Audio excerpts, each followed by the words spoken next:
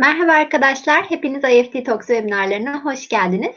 Bugün İngiltere'nin en iyi 10 üniversitesinde yer alan University of Exeter'de akademik eğitim programlarını Alice'den dinliyor olacağız. Lütfen sorularınızı questions kısmından sormayı unutmayın.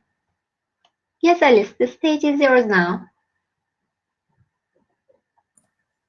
Lovely, thank you Zainab. My name's Alice. I'm the International Officer for the University of Exeter. I gave a webinar about a month ago, which was a very general introduction to the university. And this time I'm going to be looking at 4 specific subject areas, departments within our College of the School of Social Sciences and International Studies. So I'm going to be looking at law, politics and international relations, sociology, criminology, philosophy and anthropology, and Arab and Islamic studies. I will answer some questions at the end. But obviously, I'm not an academic in any of these subject areas. So if you've got very specific questions about the subjects, please do email me at this email address, which is on the first slide.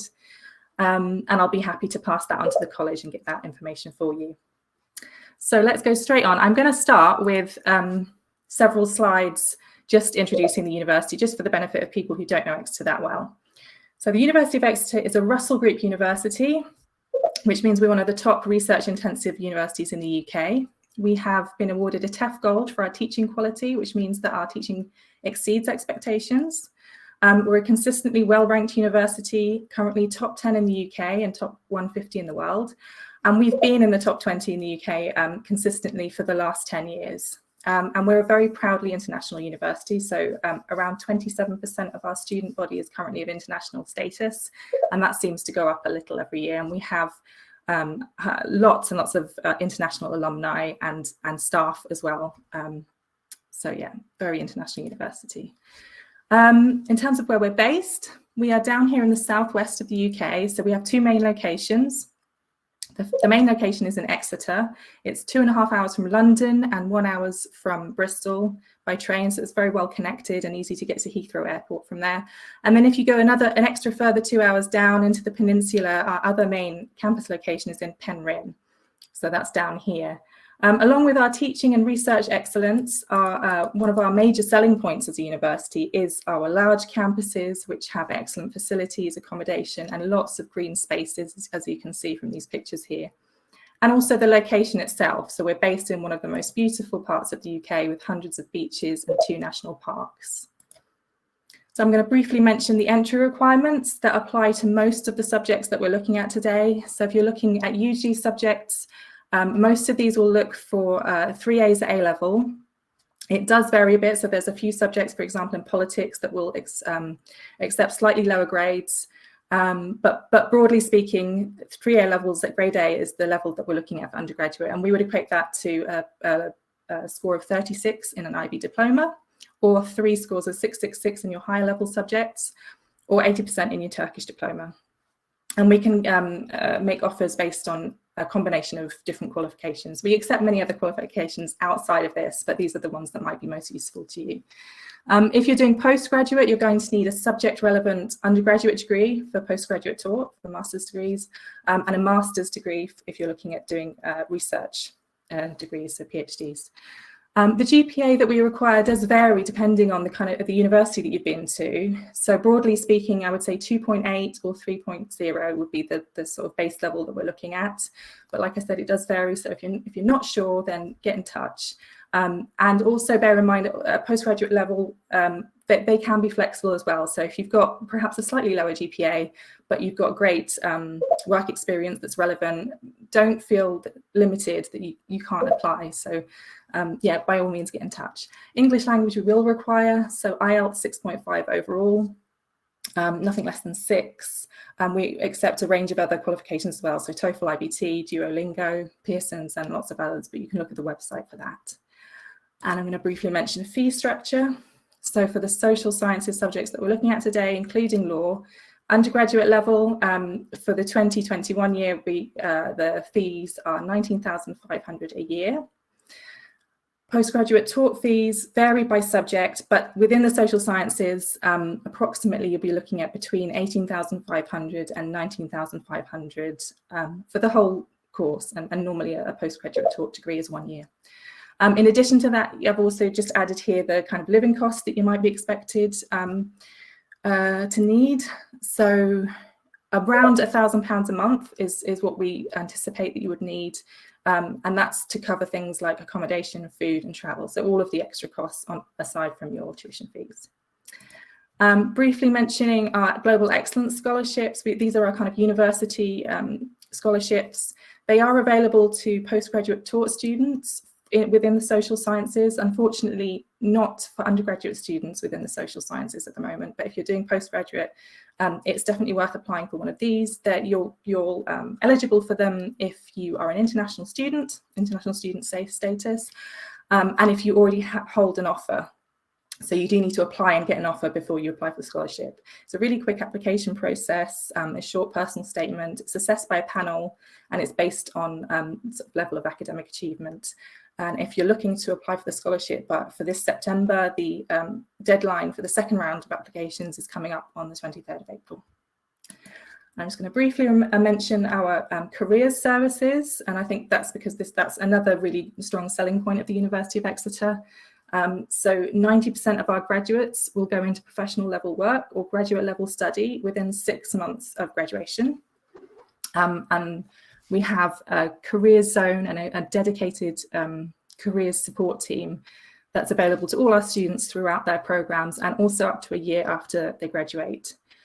So we have a Global Opportunities team, and they provide support for students to apply for jobs internationally as well as in the UK. And of course, students now are able to benefit from the new graduate route visa, which is open to any student graduating in the UK from this summer onwards. So they'll be able to apply for a visa to allow them to stay in the UK for 2 years, 3 years if they're a PhD student, to work or look for work.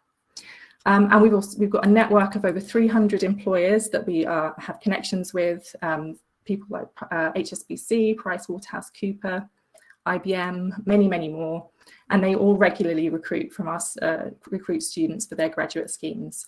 So we hold events throughout the year that put these employers in touch with our students. Okay, so that was just a very quick blast introduction to the university, and now I'm going to move on and look at the subject areas that we spoke about. So if I start with law, law is, our law department is ranked in the top 150 in the world, again, TEF Gold for teaching, and 85% of the department's research is world leading or internationally excellent. These are our UG programs, and it's worth mentioning that English law degrees, undergraduate law degrees, are recognised as satisfying part of the professional requirements for practicing law in the UK. And also in many other countries. So there are certain countries that will accept a UK law degree. I don't believe Turkey is one of them. So if you are somebody who's looking to get a law degree to practice law, that's something you need to bear in mind. I think there are extra exams that you would need to take in order to practice law in Turkey, having done a degree outside of Turkey. All of the programs listed here that are LLB are qualifying degrees in the way that I've just mentioned. The exception is the one at the bottom, which is the BBL in business and laws. And that's because that's primarily a business degree with an element of law involved. So that one's not a qualifying law degree. So we have the 3-year LLB law, and that's the main sort of basic law degree. And in addition, there are these 4-year degrees, which are kind of 4-year variable pathways. In these ones, you would do an extra year either studying somewhere abroad or working. So there's LLB with European study, international study. There's the English law and French law degree, and that one you spend a year in France studying French law. And then these legal placement, work placement degrees, which I'm going to talk about in another slide, so I won't go into detail. But basically, these ones you can't apply for through UCAS. You have to transfer onto them at the end of your first year. And then at the bottom, these two degrees are taught in our Cornwall campus, the Penryn campus that I mentioned. They're really exciting, innovative programs that have been quite recently developed in collaboration between our law school and our business school academics. So the LLB Law with Business is a qualifying law degree, so it's primarily a law degree, but in addition to being a law degree, it has an emphasis on business, on corporate law, and it provides students with some basic foundations in business management principles and practices as well. So it's a really transferable degree.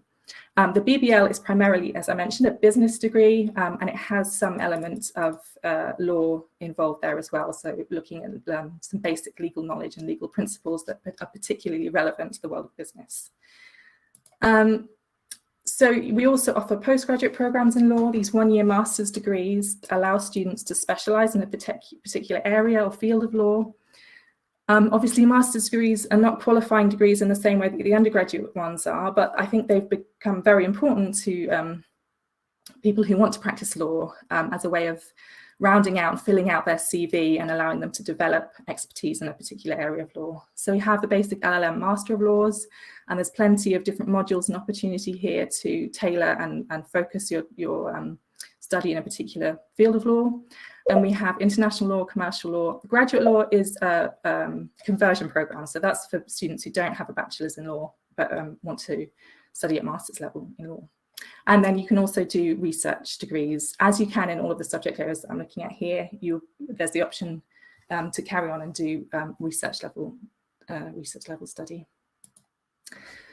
So in terms of how law is taught at Exeter, we have a very balanced approach. So it's not overly practical, like York University has a very practical approach to teaching law, nor is it overly theoretical. So Durham and Cambridge, for example, have a very theory-based essay-type approach to studying law. Exeter is somewhere in the middle. So we have a balanced array of assessments from oral presentations, problem questions, essay. Advocacy is a key part of several of our modules, so that developing debate and presentation skills. Modules are taught through a mixture of lectures, seminars, workshops, and one-to-one Q&As. All of our law academics are active in research, and the teaching that we deliver is very much driven by that research. So it's worth having a look at some of the research areas that are very prominent at the University of Exeter. I would say of these, family law and international law are two areas that Exeter really, really excels in. So if you're interested in family law or international law, I would say Exeter is definitely going to be one of those universities that's up there. But we also have a very high level of expertise and active research in areas like legal history, European law, commercial and corporate law, and science and culture. And this is some examples of our research, kind of world-leading research that we've been involved in and are involved in. So yeah, interesting stuff there, like renewable energy contracts, military activities in space, end of life, medical law, like all very interesting current issues. Even as an undergraduate student, obviously at postgraduate level you can specialize, but even as an undergraduate student in years 2 and 3, there's the opportunity to take optional modules that does give you that ability to focus and specialize on an area that you're interested in. And this is just a list, as you can see, there's lots of choice available to you. And as you can see, this aligns very much with the research areas that Exeter excels in. As I mentioned, there are these legal placement, work placement degrees that you can do, that you can transfer onto at the end of your first year. The placement would take place in your 3rd year, so it would be a 4-year degree, 3rd year in a work placement, and you'd come back for your final year of study. These work placements are built into the structure of your program, so which means they are credit bearing, so they're part of your program. It can be a legal placement within a law firm or an industrial placement, which would be non-legal. It's a really great way to get real life knowledge of work, environment, helps you to build up professional contacts and networks. We do have a very prestigious legal placement in collaboration with Reed Smith. So that's a leading global law firm. It's one of only two, University of Exeter is one of only 2 law schools that offer a placement with Reed Smith. So it's like a really good opportunity. It's quite a competitive placement, this one. So I think there's normally 5 places available per year. And you would apply for that at the end of your first year, and it would be competitive based on grades. So another unique selling point of the University of Exeter is the number of pro bono opportunities that the law school has. We have an award-winning advice clinic, an immigration law clinic. And this, we've increased the pro bono activities to help the local community in the recent year. So there's an opportunity here to consolidate, for students to consolidate their knowledge and their skills while giving back to the local community, and to work closely in a really hands-on practical way with law, side by side with professional lawyers. So, for example, currently some of our students are helping to provide a free will drafting service to first responders in the local community, so to like police officers and firefighters. As you can see here, there's lots you can get involved in. This is all on the website as well, so if you go to the law school, you'll find out more information about that. It's open to our undergraduate students and our postgraduate students. And finally, just having a quick look, as I mentioned, we do have a fantastic careers service. But within the law school, it's also worth pointing out that there are 6 student law societies, and they host countless employer presentations, networking events through the year. The Exeter Law School has a dedicated law careers advisor, and we've got some really prestigious alumni from our law school. And I think the one that really stands out for me was Baroness Fiona Shackleton, and she's a very prestigious, prominent lawyer who is lawyer to Prince William and Harry. Also worth pointing out that the law degree isn't just for students that want to practice law. Very, very transferable, the kinds of skills that you get here. And lots of our students go into areas like banking, finance, accounting, advertising, journalism, NGOs, human resources, politics, teaching, all kinds of stuff.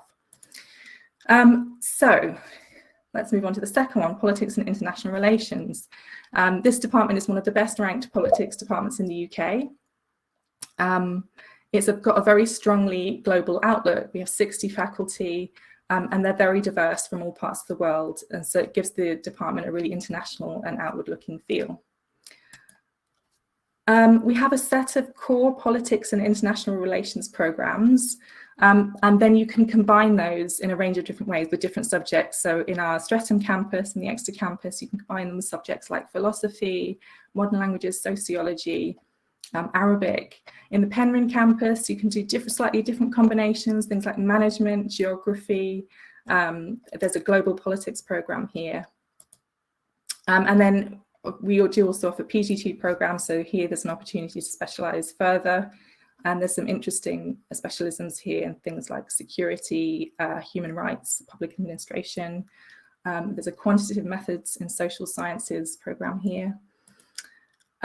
You might notice that most of our programs within politics and international relations are BAs, Bachelor of Arts or MAs, but we do have some that are BScs and MScs, and this is to do with the balance between quantitative and qualitative research methods and approaches. So the BA, MA programs tend to be more humanities based, more qualitative based. The BScs and MScs use more data analysis, they're more quantitative. And so these BSc programs and MSc programs, they are delivered by something called the Q-STEP Centre, which is based on our campus. It's a government-funded project that aims to fill the data analysis skill gap in the UK. So the government has seen that currently we don't have enough people that have these kinds of quantitative data analysis skills within the area of social studies and social sciences. So the government are proactively funding this type of programme. And the Q-STEP is part of that. Within Q-STEP degrees, you can have the opportunity to undertake a work placement that's supported by a £2,000 bursary. And they run lots of programs, workshops and skill sessions that really enhance your CV. It's thought to be a very employable route. So there are lots of employers out there at the moment that really value these skills.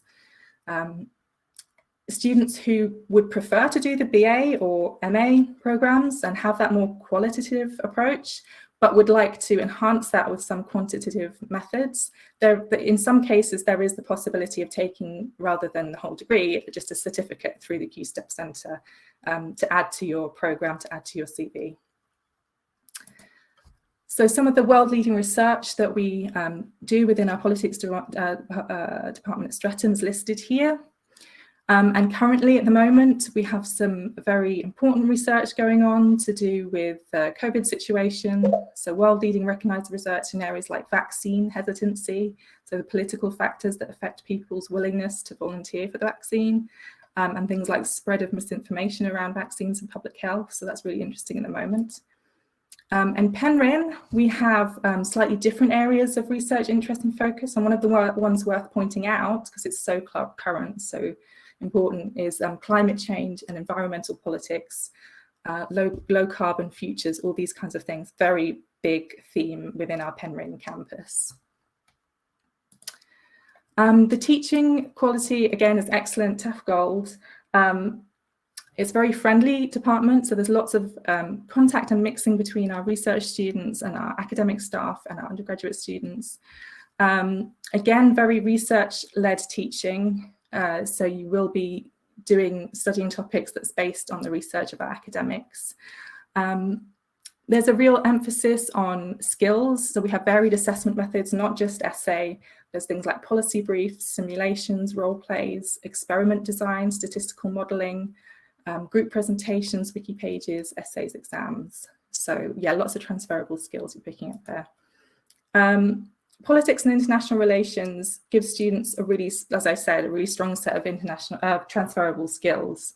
And these are highly valued by employers. So analytical skills, writing skills, presentation skills, numerative and quantitative skills that we talked about through QSTEP. So all of these things are really employable, and our graduates go into a really wide range of careers, things that you might expect, things like government positions, but also corporate jobs and positions, international organisations, NGOs. So there's a whole list there. There is a study abroad option within the degree. I won't talk about that in detail because we don't have lots of time, but that is one of the options where you can go and study at one of over 100 partner institutions for a year. So that makes it a 4-year degree. And there's a work experience abroad. It's not available on all the programs, but if you go to the program that you're interested in, it will tell you if there is this option as part of the program. And as well as sort of the learning that you get within the program, it's worth pointing out that there's lots of opportunity beyond kind of class-based teaching, so that we have a very active politics society in both Penryn and in Exeter. And they organise things like visiting speakers, social events. They produce a student-run journal. There's opportunities to get involved in things like Model EU and Model UN. And lots of other student and staff organised events. So this is the third subject area that we're looking at. This is the Department of Sociology, Philosophy, Anthropology and Criminology. So that's 4 subject areas in one department. And as you can imagine, it's a really multidisciplinary, interdisciplinary department. So there's lots of different disciplines there working alongside each other, both in terms of teaching and in terms of research projects. They're seen as aligned subjects that feed into each other, and the students who study in this department are really offered the opportunity and encouraged to take modules from these different disciplines and also to interact with students from these different subject areas. The programs are very flexible, and there is also the opportunity to take part in the QSTEP programs. There are QSTEP programs offered through this department. It's a top 10 UK university in the Guardian league tables. It's scored 94% in the National Student Survey in terms of student satisfaction. And these are our UG programs. So as you can see, that there is lots of opportunity to combine. As I mentioned, it's quite an interdisciplinary department. You can do combined honours and flexible combined honours, which is combining up to 3 different subject areas. And as I mentioned, there is a QSTEP programme here, the BSc Criminology, and also the BSc Sociology. So that will involve more of that kind of quantitative and numerative analysis and science.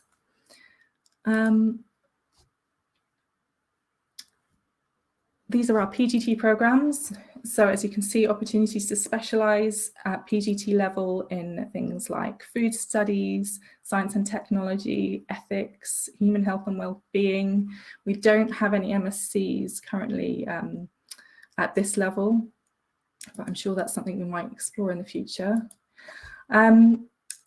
In terms of our research strengths, so once again, being a Russell Group University, our teaching, even at undergraduate level, is very research-led, and our academics are all involved in research. And these are some of the areas that, that our academics are really excelling in. So areas like crime, violence, policing, culture and ethics, health and well-being.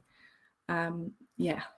And then this is an example of some of the research projects that are currently, these are active research projects as far as I understand in this department area.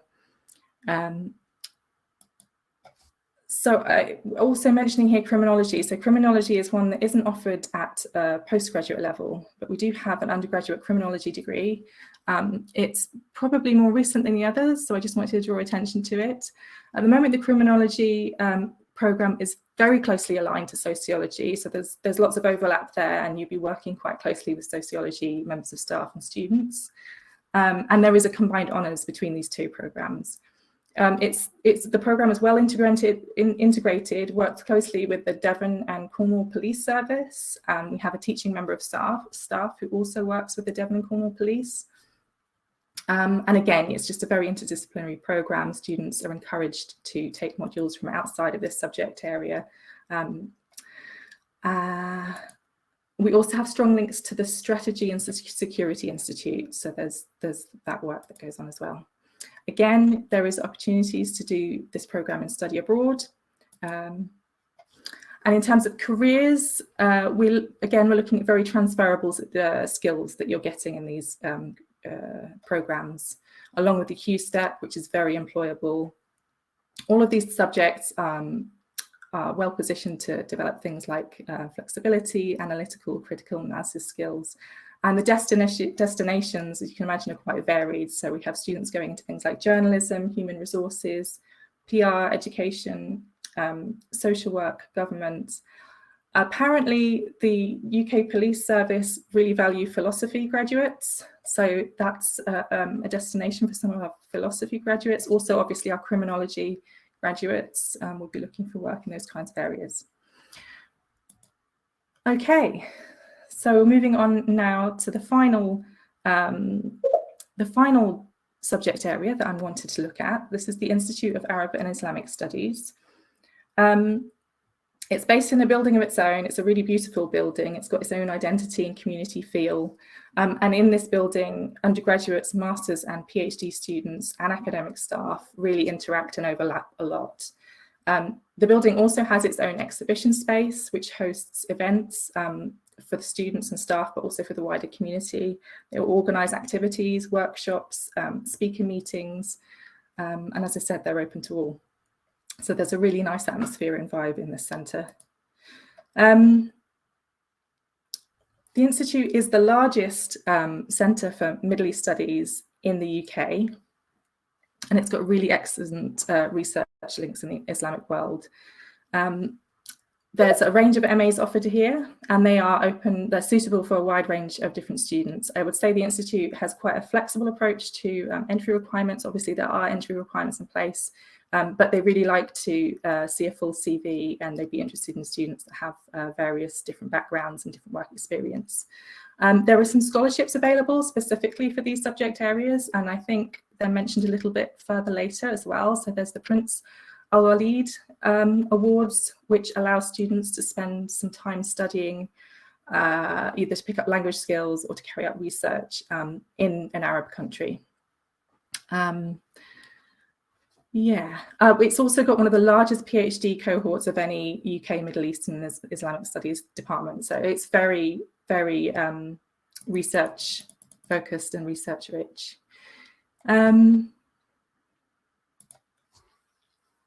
So the strengths, because it is a kind of smaller institute, it's got its own little place. The teaching groups tend to be a bit smaller than some of our other kind of big subject areas, and that means that students benefit from much more kind of small group style teaching and one-to-one. There's a lot of research-led teaching here. They're very proud of the kind of innovative assessment style the Institute has. So a lot of subject areas, as well as having very standard things like exams and essays, will incorporate more creative assessment styles into. So some students are doing things like podcasts as part of their academic work, but also things like artwork and creative writing and exhibitions. So there's a real kind of creative leaning within the institution. There's also an emphasis on learning and assessment that has kind of real world output values. So for example, at the moment, there are students who are doing oral history courses, and they are contributing to an ongoing archive about diversity in Devon. So that's got a real world output. There are these research centres. So part of the Institute, these research centres that sit within the Institute. There's the Center for Islamic Studies, Kurdish Studies, Palestinian Studies, Gulf Studies and Islamic Studies, and there are also kind of smaller research and reading circles. There are more people working on Islam than in the institute here than any other institute in the UK. Exeter actually played an integral role of developing the field of Gulf Studies. So the Gulf Studies Centre is one that's been around for quite a long time. And then by contrast, the Centre for Islamic Archaeology is comparatively new, but it's already really active in research. So there's some big research projects at the moment investigating things like the development of Islam in Africa and places like Ethiopia. So the master's programs that you can study at the Institute, there's the MA Middle East Studies is probably the broadest. It's a very broad degree. And then there are much more specialist subjects, for example, in Gulf Studies, Kurdish, Palestinian Studies, which are very unique and bespoke. The MA Advanced Arabic is a new one, and that includes a period in an Arabic-speaking country. And then we do have some 2-year programs here as well. So these are ones that combine things like international relations in Arabic. I think the MA International Relations in Arabic and Politics. Yeah, so MA International Relations in Arabic and Politics in Arabic are both open to people that don't actually have any existing experience in Arabic. So they're open to new starters. You will spend a year studying Arabic intensively and have another year to pick up the kind of more politics side of things. The MRes, that's quite an established program within the Institute, and that's obviously a pathway if you're looking to do PhD research. In terms of our undergraduate programs, we have the M Arabic. So this is a 4-year program, and it's open to beginners, undergraduates, but it provides a master's level qualification in Arabic. So quite a high level of Arabic that you should graduate with. It includes 2 periods abroad, so 1 year in Jordan, and then a final period for a shorter time period in a different Arab-speaking country. The BA Middle East Studies doesn't have an Arabic element, so that's the only one that doesn't include any language element at all. In terms of career paths, quite broad. I think they mentioned that the sort of diplomatic service and NGO is one of the areas that's very popular with students that graduate here from here. But it really is quite broad. Again, journalism, business, teaching, and because we have quite an interesting range of students from quite varied backgrounds, as you can imagine, again, the career destinations are quite varied too. The scholarships that I mentioned for the Institute, so there is this Sharjah scholarship, and this is 1,500 per year, and that's for students who are commencing the M Arabic or the BA Middle East Studies program for the 2021-22 academic year. And there is also the new Masters Excellence Scholarship, and that offers full partial fee waiver. I would say the best way to find out about these scholarships and what's available to you is either to email me in or to go to the funding database on our website, and you can fill in your details there and it will bring up a list of scholarships that are available to you. So I think that's all of them. Final slide is just my contact details. If you want to get in touch with me, if I'm not able to answer any questions or you just want to find out some more, my email address is minacasia@exeter.ac.uk. Also worth mentioning that we have a social media presence. So if you want to find out a bit more about Exeter, student life, that kind of thing, it's quite nice to go and have a look at the Twitter account, Instagram account, Facebook pages can also offer some useful updates and information. And you can use the UniBuddy service, which is a link here if you want to ask questions of current students.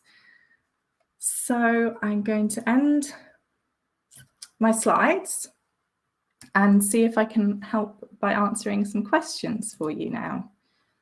I'm also going to add in some links, just some useful ones. So for example, I don't know if we'll get any questions, but I'm going to pop a link in the chat anyway about updates for people who in regards to COVID-19 and just any kind of updates or changes that might be pertinent to that. So we have a specific page on our website that deals with all of those kinds of issues and questions and updates And I've just popped the link in the chat there about that one. So yeah, please do go ahead and pop questions. Oh, okay, I see we've got a few in here already. So do you have any scholarship opportunities for master's candidates in the area of sociology? As far as I know, we don't have specific scholarships for that area, but as I mentioned, we do have the Global Excellence Scholarship, and that is that's an eligible subject area for that scholarship. So yeah, if you look at the Global Excellence Scholarship on our website, you can just search for it. You can apply for that to start this year. The deadline is 23rd of April for the second round of applications. It's very straightforward. There's a link on the website. We'll tell you how to do that. Architecture program masters, we don't have architecture at the University of Exeter, I'm sorry. Do you offer any, do you have a law degree? Do I have to have a law degree to apply for the LLM?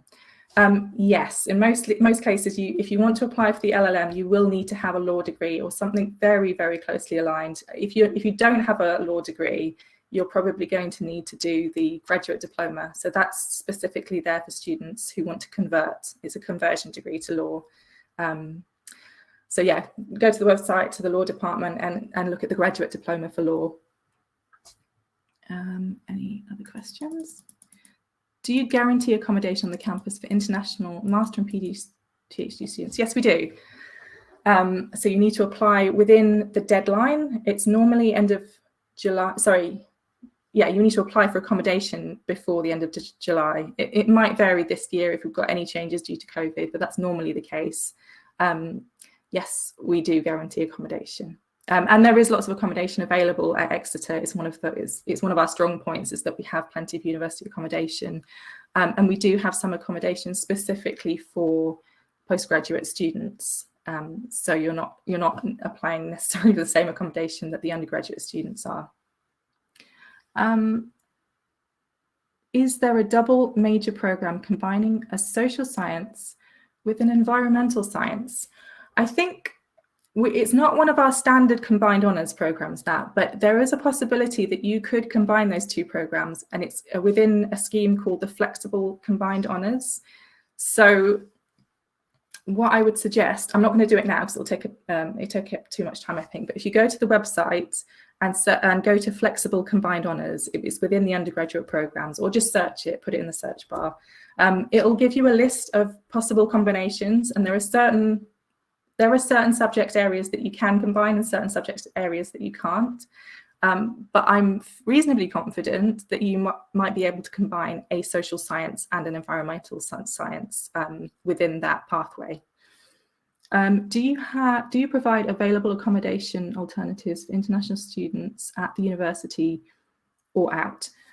Yeah, so accommodation, we do have a really wide range of accommodation. So it's very varied depending on your budget and what kind of accommodation you're looking for. Some of it's on campus, some of it's off campus, but quite close by.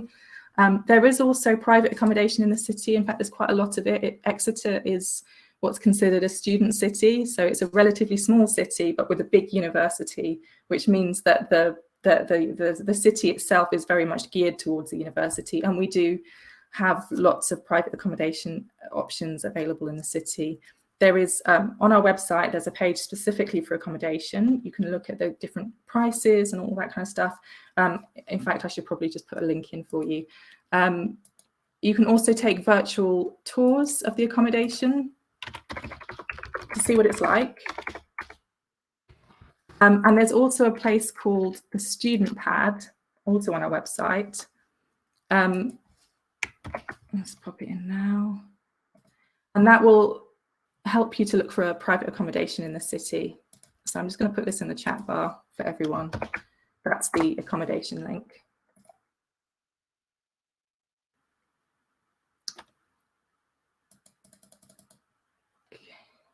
Can an international student get a work permit while studying? Thank you for your reply.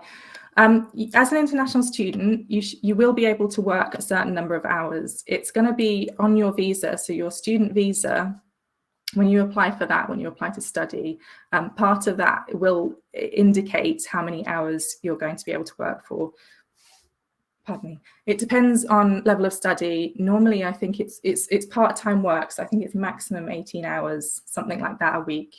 And we have jobs available that you can apply for through the university. So the career zone that I mentioned, which is there to help students look for jobs after they leave, is also a place where you can go to look for student jobs, so current jobs on campus or nearby. There are jobs that you can do. Obviously, at the moment, because of COVID, things are slightly different. But when things are more open, there are lots of jobs on campus. Just, to do with the facilities. There's lots of shops and cafes and bars and all kinds of things. There are also jobs called student ambassador roles. And these student ambassadors, it's a paid role, doing a range of things, sometimes welcoming new students, giving tours, helping with promotional activities, all kinds of stuff. So that's something you can consider. And then, of course, we're right on the doorstep of Exeter City, and Penryn as well has several towns where you can apply for work in the private sector as well.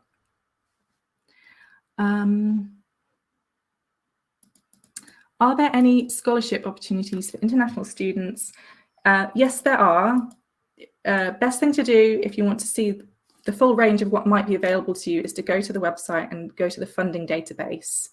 But I can mention the Global Excellence Scholarship, which I mentioned at the beginning of the presentation. That's available to students in a range of subject areas, including social sciences at PG level, postgraduate PGT level. Unfortunately, whilst it's available in lots of subjects at undergraduate level, it's not available in the social sciences at undergraduate level. If you are a postgraduate student, there are other possible funding opportunities as well that you might be able to consider. So I think Schevening Scholarship, Jean Monnet Scholarship. Again, I would go to the funding database to get a full picture of what you might be able to apply for. Which exams should I take to study medicine? The medicine entry requirements are quite specific and quite detailed. You're going to need biology and chemistry. They're very competitive programs. There's like a less than 0.1 acceptance rate. So whilst we say we require 3 A's at A level, realistically, the grades that you would need to get to be a stand a chance of getting a place for those programs are very high indeed. So we're looking at real top performers in those subject areas. There's also an interview process. I would recommend you go to the website because there is quite detailed information there about the kind of application process and the requirements. How is career opportunities for international students after graduation? Can they get a work permit after graduation? So yes, this year is the introduction of the graduate route visa. So that means that students graduating this summer onwards will be able to apply and stay in the country for 2 years to work or look for work. So even if you don't actually have a job secured, you're able to stay for 2 years, and that's to allow you to get that time to look for work in the country. 3 years if you're a PhD student. Will, you mentioned the Department of Engineering. It's not part of this particular presentation. I know engineering is quite a popular one in Turkey, so perhaps next time. But if you've got questions specifically about engineering, please send me an email at the email. It's in the chat. I think it's one of the first ones in the chat, and I can help you out with that. Which bachelor programs are the most popular ones for Turkish students? So actually, the kind of programs that we've been talking about today are very popular with Turkish students, and that's partly why I decided to focus on these. So international relations, politics, law, all really popular programs. Engineering, which I just mentioned as well, is also a very popular program amongst Turkish students. There's a combination program that we offer, which is engineering management. And that seems to be really popular with Turkish students. And again, some of our business school programs, so things like accounting, economics, business management. Yeah. Those are the most popular ones, but we get Turkish students applying to study all kinds of things as well. And we do have a really wide range of programs that we offer. So yeah, all kinds of things. Do you offer any scholarship opportunities for PhD candidates, School of Law? I think Nihal's answering that. Yeah, I think there are some opportunities. It's not as easy as some of the other scholarship opportunities because it's based on research projects. But if you want to find out more about that, please get in touch. What's the opportunity for sociology?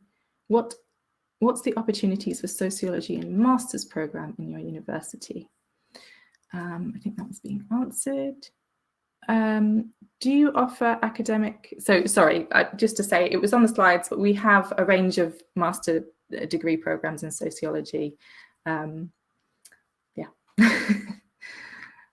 Do you offer academic excellence scholarships, GPA above 3 points? So that would probably be our, for postgraduate or masters, yeah. That would be a global excellence scholarships. That's a very high GPA, and I'd say with that GPA, you stand a really high chance of being awarded one of those scholarships. So I would encourage you to apply. Global excellence scholarships, you need an offer. So you need to apply for your program first, wait for your offer, and then pop in your application for the scholarship. If you're looking for this year, try and get the application in before the 23rd of April. That's the deadline. That's the scholarship deadline application. So you need to apply for your program as soon as possible so that you can get your offer and then apply for the scholarship. I did my BA in English language and literature and my MA in translation and interpreting. I'm interested in your TESOL programs. Okay, can I apply for MA and PhD degrees? Do you offer scholarship for both programs? You can apply for both. What I would say is the PhD degrees are quite different. So applying for a taught program and a research program are two entirely different processes in the UK. So the taught program applications are quite straightforward. You go to our website, you put in your qualification details and references and various things, and you apply.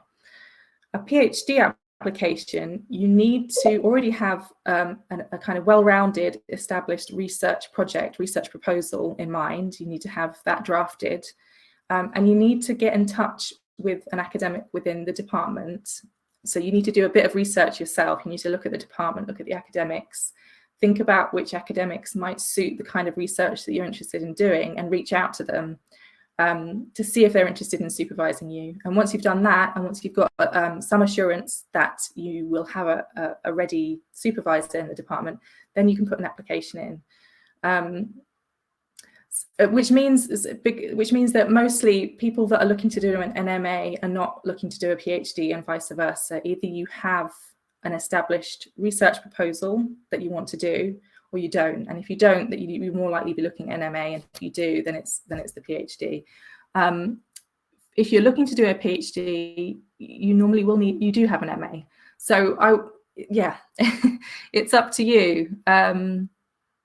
I would say it's probably down to what kind of thing you're looking for. Perhaps go onto the website and have a look at the program content and the program structure, and then also think about your own research and what it is you want to do with that, and decide which of those two is more appropriate for you. Yeah, I don't know if that answers the question. Is it possible to do a PhD after graduating? Yes, I think it is. Yeah, I think that would qualify you to apply for a PhD. As I said, you'd need to go through that process that I just talked about. So you'd need a research proposal, you'd need an academic supervisor, and you take it from there. But yes, I think that's possible. Let's see if there's anything else in chat. Email. Yeah, my email is, by the way, for anybody who didn't get it, I believe it's the first message in chat. Yeah, it's the first chat message. So anybody who needs that email, just go straight there. Go back to questions.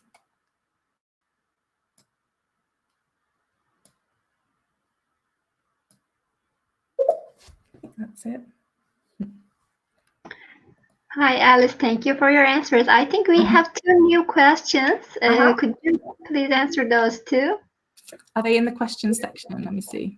Yes, up. You can see. Oh, up. let me just do this for you. You can read it, right? Oh, okay, it's this one. Okay, it's difficult for an international student to become a faculty member. Is it difficult? So I'm not I can't answer this in an expert way, but no, I don't think it is difficult. I think it's certainly our faculty is very international. I did my PhD at Exeter in the Department of Archaeology, and it's a really international department, as are a lot of departments at the University of Exeter. So we have academics from South America, from all over Europe. We've got academics from the Middle East, everywhere, China, Africa. So on that basis, based on the fact that we have so many academics from all over the world, I would assume there aren't too many barriers to that happening.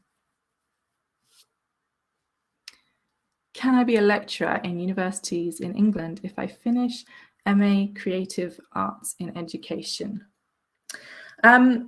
So you can teach. Yes, you can. I think generally people want to go on and get a PhD, but you don't need to in order to teach. So you don't need to be a doctor, basically.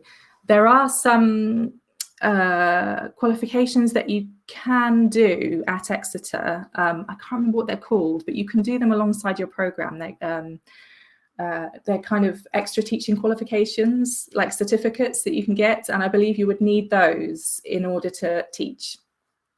But you can do that at Exeter if you're studying, so you can get these extra qualifications.